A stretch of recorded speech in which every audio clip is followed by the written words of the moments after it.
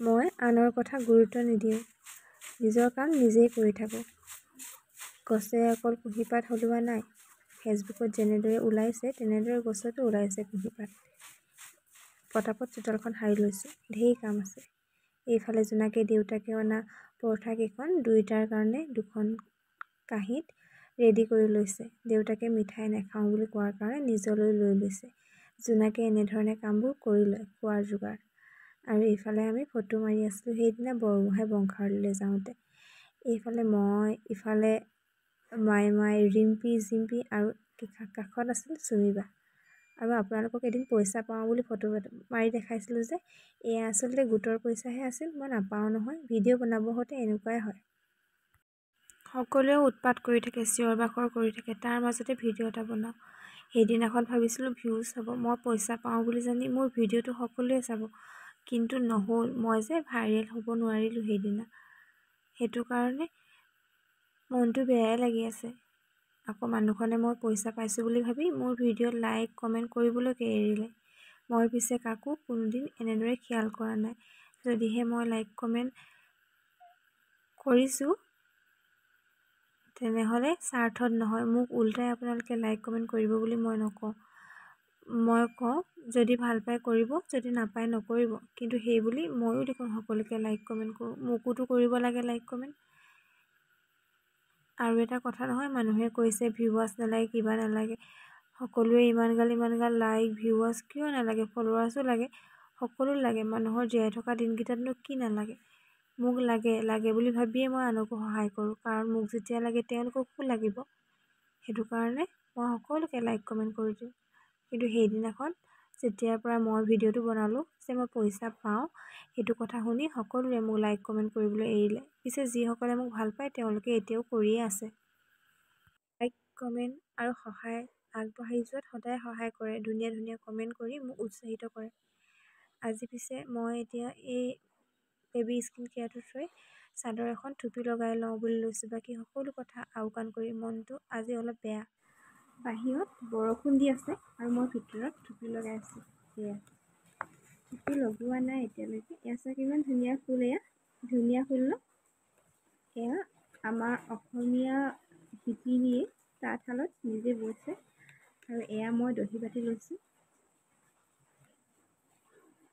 সেইটো চাওক, ইয়াত এতিয়া থুপি খুৱাব লাগিব, কাৰণ আমাৰ বহাগী মেলা আহি আছে। আৰু বহাগী মেলাত ল'বৰ কাৰণে এইখন এবাৰ থুপি লগাই দিম বুলি ভাবিছোঁ। কাৰণ থুপি লগাই দিলে গামোচাখন দেখিবলৈ ধুনীয়া লাগে। সেইটো কাৰণে মই 4টা গুলি একেবাৰতে ভৰাই লৈছিলোঁ, কিন্তু 2টা গুলি শেষ হৈ থাকিল। সেইটো কাৰণে আকৌ 2টা গুলিয়ে দুবাৰকৈ এনেকৈ ভৰাই লৈছোঁ। ভৰাই পিনে এতিয়া এই যে চাদৰ দেখিছে, এই দুটা ভাগ আছে, এটা এইটো আৰু এটা এইটো, এই দুইটা একে সমানতে লৈ একেটা জোখতে ভৰাই যাম। ইমান দূৰৰ পৰা ইমান দূৰ। এয়া আৰু কি জানেনে, বেজিটো যি ডাঙৰ এটা ভাগত পাইছোঁ, নোসোমায়। এটা ভাঁজ কৰিছোঁ আৰু এটা ইয়াত ভাঁজ কৰিম, এনেদৰে। মাই গড, ইমানেই টান এইখন আৰু বেজিটো ইমানেই ভুটা।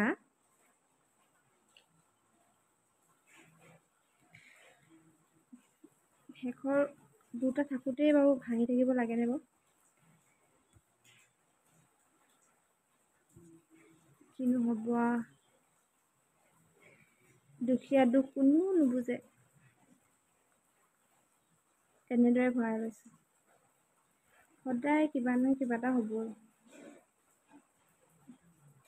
আৰু ইণ্টাৰেষ্টিং কথা, মোৰ ওচৰত বেজি এটাও নাই। বাৰু যে কি নহওক, এইটো বেজি যেতিয়া ফুটিব, সেইটো কাৰণে গুলিটো লগাই থৈ দিওঁ।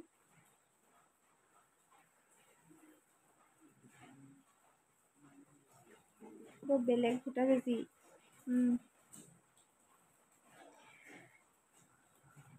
আমি সদায় হাঁহি থাকিলে মনবোৰ ভাল লাগি থাকে ন, কিন্তু ভাল লাগি থাকিবলৈ প্ৰতি মুহূৰ্তে আমি হাঁহি থাকিব নোৱাৰোঁ। সেইকাৰণে যেতিয়াই আমি পাৰোঁ তেতিয়াই এনেদৰে ভাঙি দিওঁ আৰু এনেদৰে ভালদৰে দুটা গাঁঠি দি লৈছোঁ। আৰু কি জানেনে দুখৰ বিষয়, মোৰ যে ষ্টেণ্ডডাল আছিল কিন্তু হেৰাই থাকিলে। এতিয়া সেইকাৰণে ফোনটো ধৰিবলৈকো